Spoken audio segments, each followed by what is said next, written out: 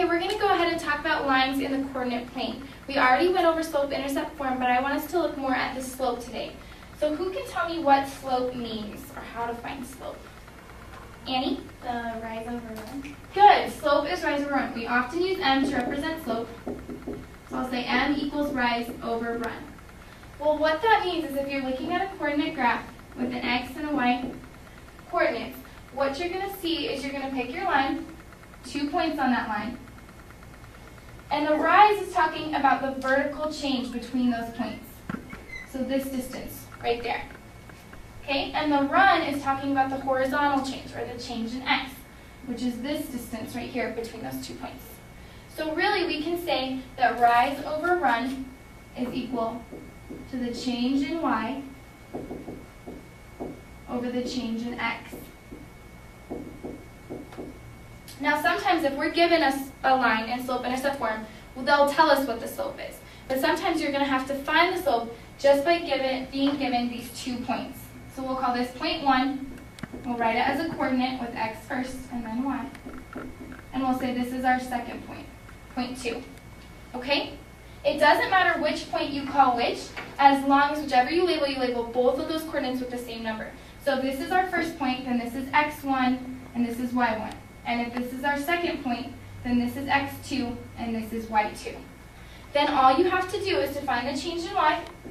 You just subtract y2 minus y1. And to find the change in x, or your run, you just subtract x2 minus x1. And that's how you can find the slope. Do you guys have any questions so far? No? Okay, good. Well, I want to also talk about what slope is visually. What does the slope of a line mean visually? Because that's the number, but what does it mean? Whitney? It's the steepness. Yeah, exactly. It's how steep a line is on a graph. So you can kind of think of slope like a mountain slope, and whether it has a positive incline going uphill or whether it's going downhill. So if this is my line, you can read the graph from left to right, just like you read a book.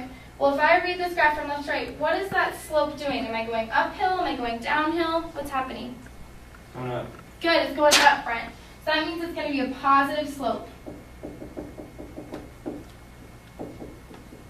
All right, let's look at another one. What about this line? If I go from left to right, am I still going uphill? No, what's happening, Annie? Going downhill.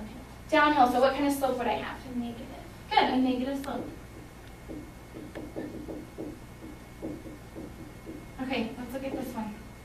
What if I have a horizontal line on my graph? What's happening there? Am I going uphill or downhill? No, I still have a change in x, but my y is not changing. So what would the value of that slope be? Brent?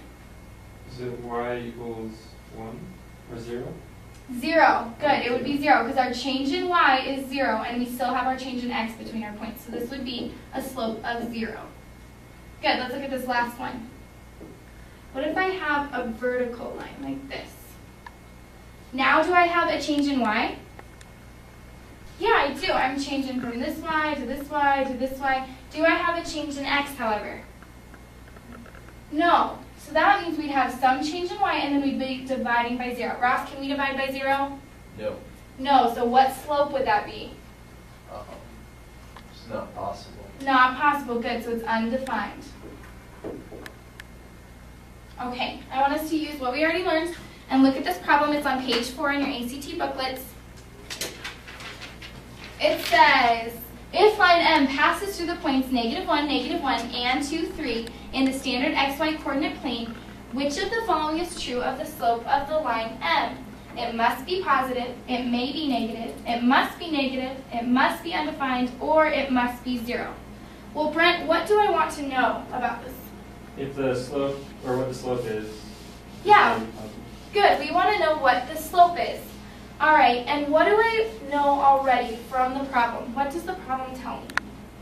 The 2 coordinate points. Good, the 2 coordinate points. What are those, Amy? -1, -1, Okay, 2, 3. and 2, 3. All right, well, how am I going to use what I know of those 2 points to help me find the slope? Graph it. Okay, we could graph it. So I'll graph my first coordinate, -1, -1. My second coordinate, 2, I'll draw my line through those 2 points. Now, as I read that graph from left to right, what's happening with that slope? Good, it's positive, so which choice would that be? F. F. Good. What's another way I could solve this without graphing it? Use the equation. Good, Whitney, you can use the equation. So which point? We'll pick one point to be point 1, the other to be point 2, and remember, whichever one you pick, that means this is x1, this is y1, this is x2, and this is y2. So we just plug those numbers into our equation. So we have 3 minus a negative 1 over 2 minus a negative 1. Well, what's minus a negative 1? That's the same thing as what? Adding 1. Good, so 3 plus 1 is 4. 2 plus 1 is 3, so our slope is 4/3. Is that positive? Yes, so again, our choice would be F. Do you guys have any questions on this particular problem?